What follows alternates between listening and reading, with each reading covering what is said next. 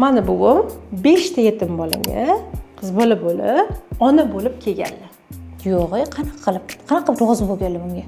Mana shu savolni berganman. 80-yillarda bo'layotgan voqea.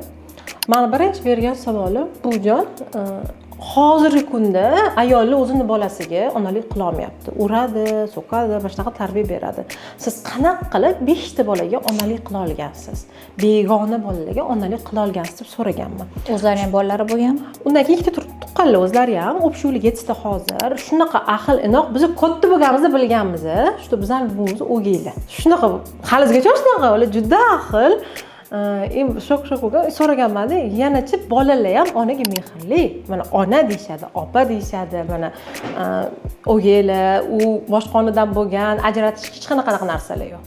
Ko'rib, mana hayron bo'lasiz, kattaroq bo'lib, o'zimizni tug'ib, oila ko'rib, keyin tushunib yetib, shu bola tarbiyasi oson emas. Bola yig'laydi, injiqlik qiladi. Ularga 5 ta bolaga qanaqa onalik qilgansiz deb so'raganman o'zim. Menga bitta narsani aytgan, men endi keldim, mana turmush qurdim. Qaryapman deganlar. Birinchi aytgan narsalari, agar men mana shunaqa turmush chiqib, o'tganimda, o'lganimdan keyin boshqa ayol kelsa, farzandlarimga qanaqa tarbiya qilishni xohlagan bo'lardim degan savolni berganman. O'zimga deylar. Bu ham bir ayolni bolalari bo'layam. Ikkinchi masala, juda ziyoli ayol bo'lganlar, juda o'qimishli ayol bo'lganlar. Men deganlar, bola tarbiyasi to'g'risida kitoblar, jurnallar, statiya o'qishdan boshlaganman.